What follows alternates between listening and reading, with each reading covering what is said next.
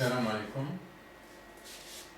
بسم الله والصلاة والسلام على جميع الأنبياء وكل من تبعهم بإحسان إلى يوم الدين.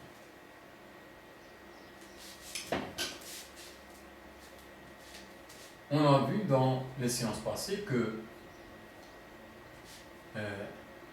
tous les livres saints ont été révélés dans la même nuit, qui est la nuit del Qadr.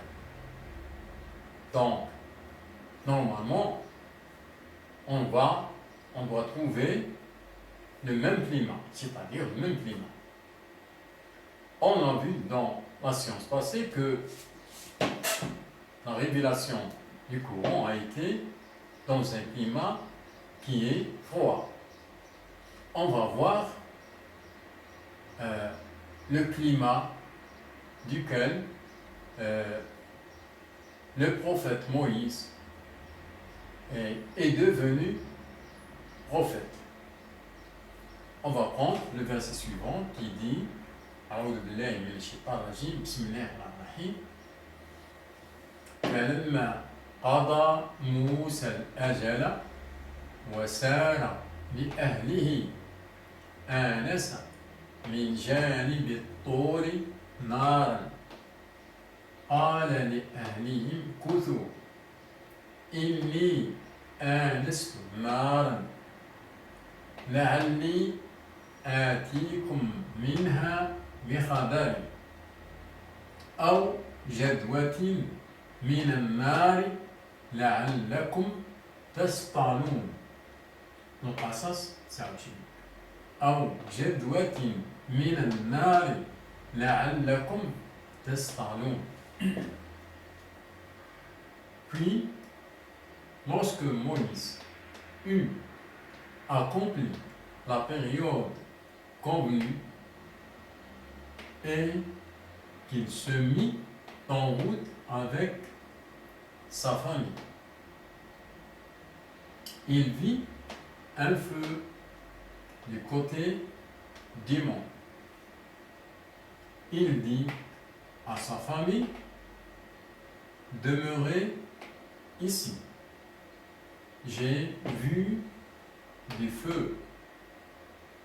Peut-être vous en apporterai-je une nouvelle, ou un tison de feu afin que vous vous réchauffez. Al-Qasas 29.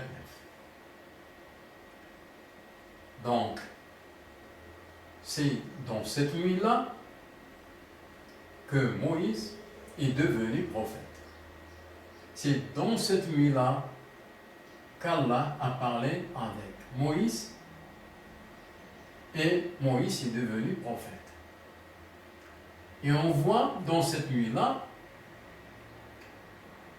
que Moïse cherchait à apporter un tison de feu à sa famille. Pourquoi? Pour qu'il se réchauffe. Il s'agit d'un réchauffement, donc un climat qui est froid. C'est bien qu'on a vu dans la séance passée avec la révélation du Coran. Donc c'est toujours dans la même nuit et c'est toujours le même climat.